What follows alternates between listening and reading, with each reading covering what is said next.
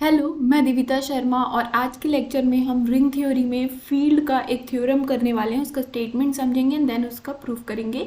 और ये जो थ्योरम है ये काफ़ी इंपॉर्टेंट थ्योरम है सब्जेक्टिव पॉइंट ऑफ व्यू से भी और ऑब्जेक्टिव पॉइंट ऑफ व्यू से भी, क्योंकि जो पॉलिनोमियल ऑफ अ फील्ड की बात करते हैं हम जहाँ पे हम पढ़ते हैं वहाँ पे ये जो प्रूफ है, ये जो थ्योरम है ये काफ़ी ज़्यादा वैल्यूएबल है, बहुत काम आता है।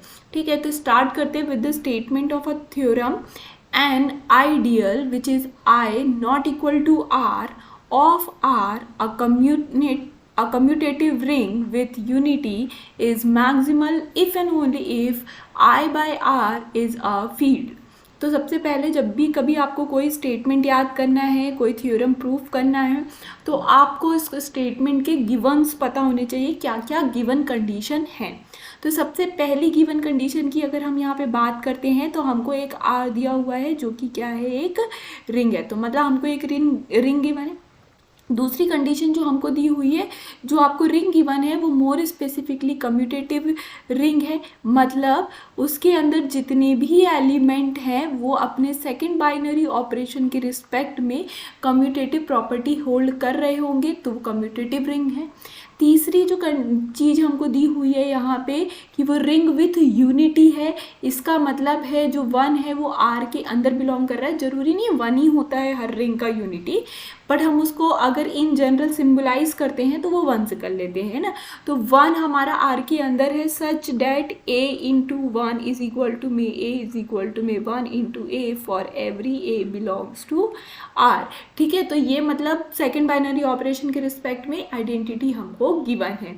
Now the fourth last one is जो हमको गिवन है कि हमको एक आइडियल गिवन है जो कि कैसा है, रिंग के बराबर नहीं है, ये ऑलरेडी हमको गिवन है। अब हमको जो प्रूफ करना है वो कैसा है, if and only if type का। आप यहाँ पे देख पा रहे होंगे if and only if word लिखा है। ठीक है, तो एक बार आप लेके चलेंगे कि जो आपको आई दिया हुआ है आइडियल, वो आइडियल सिर्फ नॉर्मल आइडियल ना होके वो एक क्या है, मैक्सिमल आइडियल है। ऐसा आप लेके चलेंगे और दिखाएंगे उससे बनने वाली जो क्वेश्चन रिंग है वो क्या है, एक तरीके की फील्ड है। अब क्योंकि आपको क्या दिखाना है कि ये फील्ड है, फील्ड है तो फील्ड की डेफिनेशन होल्ड करेगी। अब फील्ड की डेफिनेशन क्या होती है कि रिंग आपकी CRU होनी चाहिए और जितने भी एलिमेंट उस रिंग के अंदर हैं उनके लिए उनका इन्वर्स भी रिंग के अंदर बिलोंग करना चाहिए, सच डैट कि A इंटू ए इन्वर्स करके हमको क्या मिल जाए, आइडेंटिटी मिल जाए, जो कि अभी हमने यहाँ पे वन ली हुई थी। ठीक है, तो ऐसा होना चाहिए, मतलब every element has its multiplicative inverse. तो अगर ऐसा होता है CRU में तो वो फील्ड कहला जाता है। ठीक है, तो ये वाली बात हो गई। अब इसको प्रूव करने के लिए ऑलरेडी हमको जो रिंग है वो क्या दी हुई है, कम्यूटेटिव रिंग विथ यूनिटी, मतलब हमको रिंग CRU दी हुई है, कम्यूटेटिव रिंग विथ यूनिटी। तो इसी का यूज़ करके हम R बाय I को भी CRU बता देंगे, तो वहाँ से ये कंडीशन ख़त्म हो गई। अब मल्टीप्लिकेटिव इन्वर्स के लिए थोड़ी उधेड़ बुन करनी पड़ेगी, थोड़ी मेहनत करनी पड़ेगी, वर्किंग करेंगे, तो वो करेंगे हम जब हम प्रूव करेंगे। अब नाउ जब कन्वर्सली हम प्रूव करेंगे तो हमको बताना है कि ये जो क्वेश्चन रिंग है ये कैसी है, फील्ड है, ऐसा आप क्या करेंगे, लेके चलेंगे। आपको यहाँ पे बताना होगा जो क्वेश्चन फील्ड में जो आई लग रहा है जिसके रिस्पेक्ट में आप फोसेट बना रहे हैं वो कुछ और नहीं, एक तरीके का क्या है, मैक्सिमल आइडियल है। अब किसी भी चीज़ को मैक्सिमल प्रूफ करना होता है तो उसके लिए एक तरीका ये होता है कि आप आई किसी एक आइडियल में कंटेन करें और वो आइडियल आपकी रिंग में कंटेन होना चाहिए। और अगर आप यहाँ पे हम जो प्रूफ करेंगे उसमें हम लेके चलेंगे आई एस के बराबर नहीं है, तो अगर आई एस के बराबर नहीं है तो एस को आर के बराबर होना पड़ेगा, क्योंकि मैक्सिमल की जो डेफिनेशन है वो कहती है या तो एस आई के बराबर हो या तो एस आर के बराबर हो, बट आई एस के बराबर नहीं होगा, ऐसा हम लेके चल रहे हैं। तो मैक्सिमल अगर आई है तो एस को आर के बराबर होना ही पड़ेगा, तो हम ये वाली चीज़ प्रूफ करके बता देंगे। ऐसा प्रूफ कर लेंगे तो मैक्सिमल प्रूफ हो जाएगा। तो स्टार्ट करते हैं with the proof of a theorem. ठीक है, तो सबसे पहले जो CRU वाली कंडीशन है उसको रिजॉल्व कर लेते हैं। तो सिंस हमको यहाँ पे दिया हुआ है कि जो R है इज CRU, मतलब commutative ring with unity, this implies जो इससे बनने वाला जो क्वोशंट रिंग है इज ऑल्सो CRU। U मतलब कम्यूटेटिव रिंग विद यूनिटी, और जो इसकी यूनिटी होती है वो क्या होती है, I होती है। ठीक है, याद रखेंगे इसका I को हम यहाँ पे ज़ीरो एलिमेंट भी बोल देते हैं। ठीक है, ज़ीरो एलिमेंट भी बोल देते हैं। तो ये वाली बात हो गई यहाँ पे। अब इसके बाद आगे बढ़ते हैं। तो ये सीआरयू तो हो गया। अब सीआरयू हो गया तो इसको फील्ड बताना है ना, टू प्रूव कि R by I is a field. Now we need to show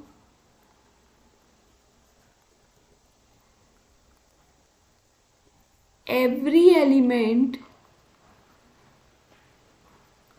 of R by I has its multiplicative inverse.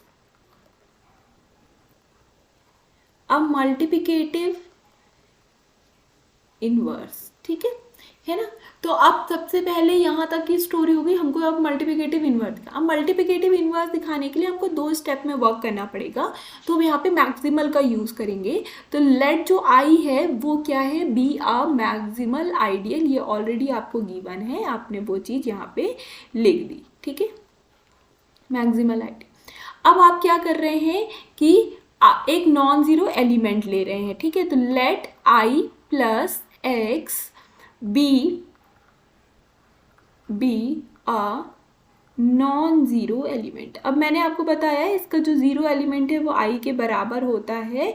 इसका मतलब है कि ये जो अगर ये नॉन ज़ीरो एलिमेंट है ऑफ R बाय I का, तो इसका मतलब है कि जो I प्लस एक्स है is not equal to I, क्योंकि इसका ज़ीरो एलिमेंट क्या होता है I, और ये ज़ीरो एलिमेंट के बराबर नहीं है, नॉन ज़ीरो एलिमेंट है। इसका मतलब है ये I के बराबर नहीं है। अगर ये I के बराबर नहीं है, दिस एम्प्लाइज जो आपका X है वो I के अंदर बिलोंग नहीं कर रहा होगा। ठीक है, जो X है वो I के अंदर बिलोंग नहीं कर रहा होगा। ठीक है, अब हम क्या कर लेते हैं, इसको थोड़ा सा और आगे लेके जाते हैं। अब क्या करेंगे, एक प्रिंसिपल आइडियल लेट कर लेते हैं। Let x be a principal ideal. तो हमने एक प्रिंसिपल आइडियल ले लिया। अब प्रिंसिपल आइडियल क्या होता है, एक ऐसा आइडियल जो एक सिंगल एलिमेंट से जनरेटेड हो, जनरेटेड बाय एक्स। ठीक है, तो principal ideal of R generated by x आपने ले लिया। तो अब अगर ये प्रिंसिपल आइडियल है देन आप यहाँ पे बोल पाएंगे जो आई एक आइडियल था और ये जो प्रिंसिपल आइडियल है ये दोनों भी एक तरीके के क्या होंगे, आइडियल होंगे ऑफ आर। ठीक है, यहाँ तक की भी स्टोरी हो गई। ठीक, यहाँ तक भी हो गया।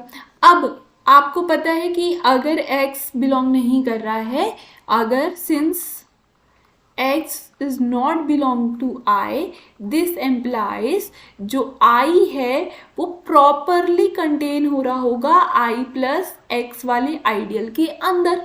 क्यों प्रॉपरली है ना, याद रखिएगा प्रॉपरली। हाँ, मैंने नीचे इक्वालिटी का साइन नहीं लगाया कंटेनमेंट में। ठीक है, प्रॉपरली कंटेन कर रहा होगा।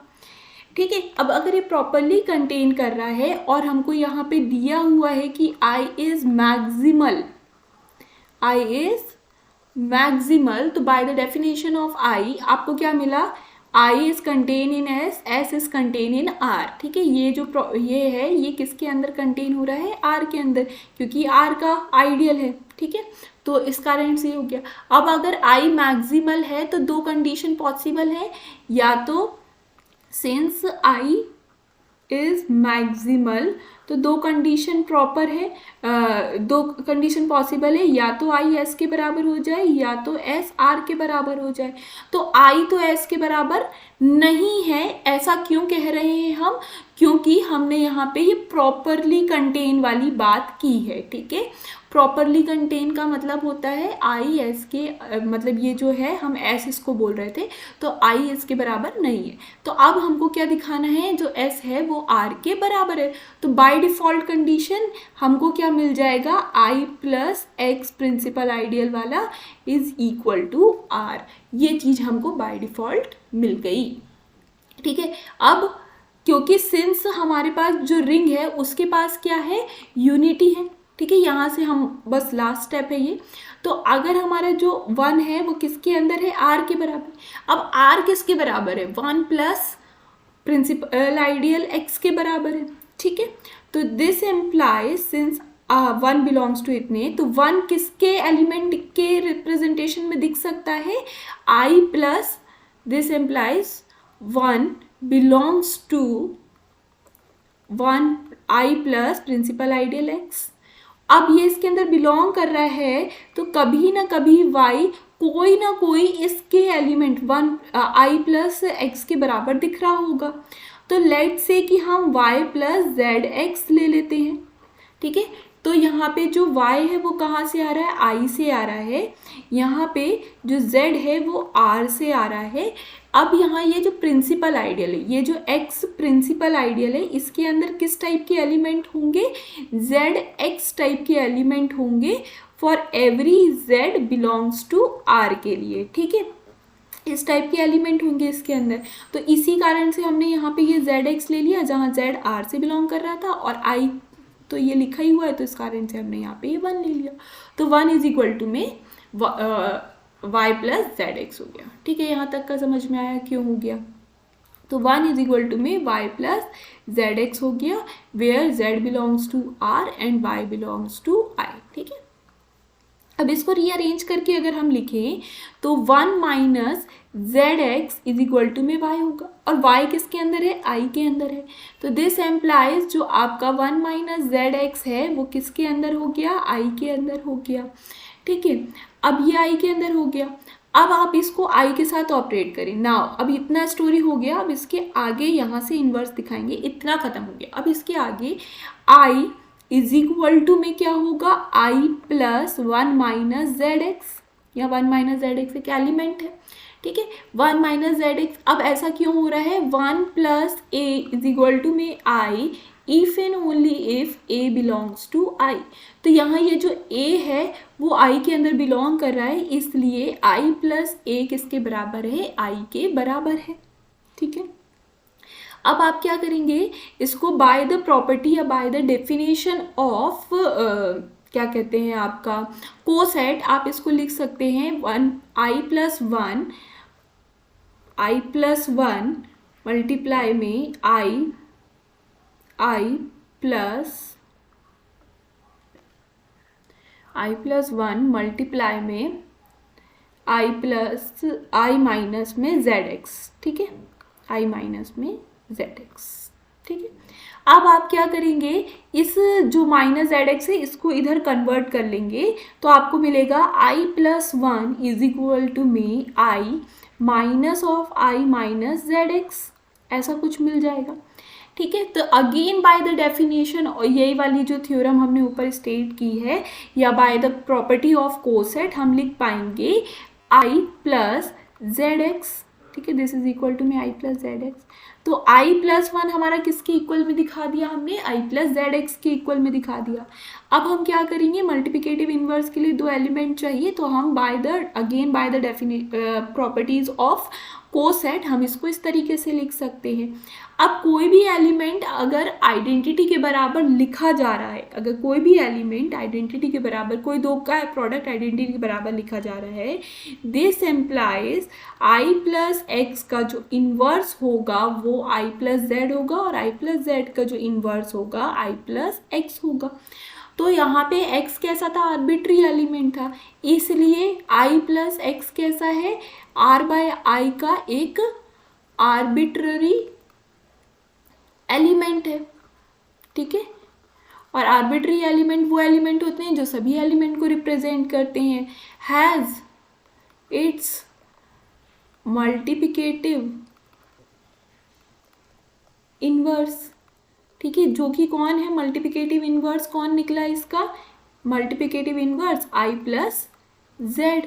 ठीक है, यहाँ z भी किससे था, r से था, तो ये किसका एलिमेंट हो गया, r बाय i का एलिमेंट हो गया। तो ये हमको दिखाना था, लास्ट हमको मल्टीप्लिकेटिव इनवर्स दिखाना था। अगर ऐसा आपने दिखा दिया है तो आपने यहाँ पे दिखा दिया कि r by i is a field. CRU दिखाना था और मल्टीप्लिकेटिव इन्वर्स दिखाना था, तो यहाँ पे मल्टीप्लिकेटिव इन्वर्स दिखा दिया। होपफुली आपको यहाँ पे समझ में आ गया होगा। तो पहले स्टेप में तो हमने CRU दिखाया, बहुत ईजी तरीके से 2 लाइन में दिखा दिया। फिर इसके बाद हमने मैक्सिमल की प्रॉपर्टी के कारण हमने एक आइडियल लिया जो कि R के बराबर दिखाया हमने, ठीक है, एक आइडियल लिया और बाय द प्रॉपर्टी या by the definition of maximal हमने इसको किसके बराबर दिखा दिया, R के बराबर दिखा दिया। इससे हमको ये फायदा हुआ कि जो यूनिटी है वो कुछ इस टाइप के एलिमेंट के बराबर दिखने लगी, जिससे कि हम यहाँ पे रीअरेंजमेंट करके इस स्टेप पे पहुँच गए कि 1i+1 इज इक्वल टू में i+zx, ठीक है, जिससे कि हमको यहाँ पे by the definition of coset या by the property of coset हम इस तरीके से लिख पाए, जिससे हमने मल्टीप्लिकेटिव इनवर्स दिखा दिया। तो यहाँ से हमारा ये पूरा थ्योरम खत्म होता है। नाउ द कन्वर्सली वाला पार्ट, कन्वर्सली वाले पार्ट में आप क्या करेंगे, लेके चलेंगे late R/I is a field, ठीक है, ये क्या है आपकी एक तरीके की फील्ड है R/I, ठीक है। अब टू प्रूव, हमको प्रूव क्या करके दिखाना है कि जो I है इज मैक्सिमल, I क्या है हमारा मैक्सिमल आइडियल है, ऐसा हमको प्रूव करके दिखाना है ऑफ R। तो उसके लिए हम क्या ले लेते हैं, let S be an ideal, एक दूसरा आइडियल ले लेते हैं सच डैट कि जो I है वो S के अंदर कंटेन हो रहा होगा और S R के अंदर कंटेन हो रहा होगा, ठीक है, एंड जो S है वो I के बराबर नहीं है। तो यहाँ पे हम प्रॉपरली कंटेन वाली डेफिनेशन ले, या मतलब यहाँ पे सिंबल लगा लेते प्रॉपरली कंटेन का, ठीक है। तो I S के अंदर है और S R के अंदर है ना। Now it is enough to show, it is enough to show कि जो S है वो आपका किसके बराबर है, R के बराबर है। अगर S R के बराबर जो हो जाता है तो by the definition of maximal I आपका क्या हो जाएगा, मैक्सिमल हो जाएगा, ठीक है। सिंस अब जो S है is an ideal of R, ठीक है, तो implies S is contain in R। ये ऑलरेडी हम यहाँ लिख चुके हैं, आप चाहें तो इसको इक्वेशन नंबर 1 डाल के डायरेक्ट यूज भी कर सकते हैं, मैंने दोबारा रिपीट करके वो स्टेटमेंट लिख दिया है। अब now to show, now to prove, अगर हम इसका रिवर्सल प्रूव कर दें कि R is a subset of S, तो हमारा काम हो गया, हमने इक्वालिटी दिखा देंगे। तो अब हमारा मेन मकसद क्या है, R is a subset of S दिखाएंगे हम, ठीक है। तो R is a subset of S दिखाने के लिए हमको एक एलिमेंट लेना पड़ेगा जो कि किसके अंदर होगा, I के अंदर नहीं होगा, बट I के अंदर नहीं होगा, बट वो किसके अंदर होगा, हमारा R के अंदर होगा, और फिर दिखाएंगे वो एलिमेंट S के अंदर भी है, ठीक है।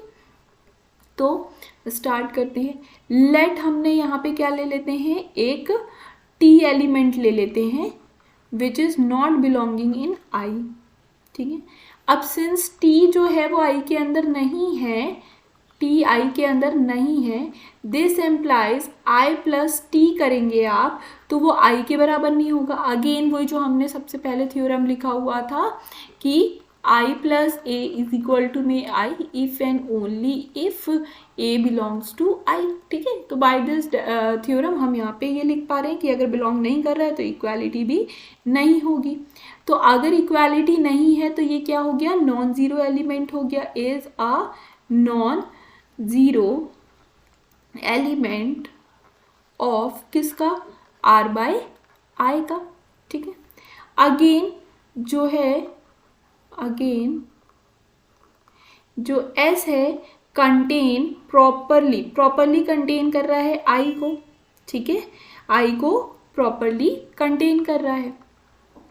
तो जितने I के एलिमेंट होंगे वो सब किसके अंदर होंगे, आपके S के अंदर होंगे, बट जो S के एलिमेंट होंगे वो I के अंदर नहीं होंगे।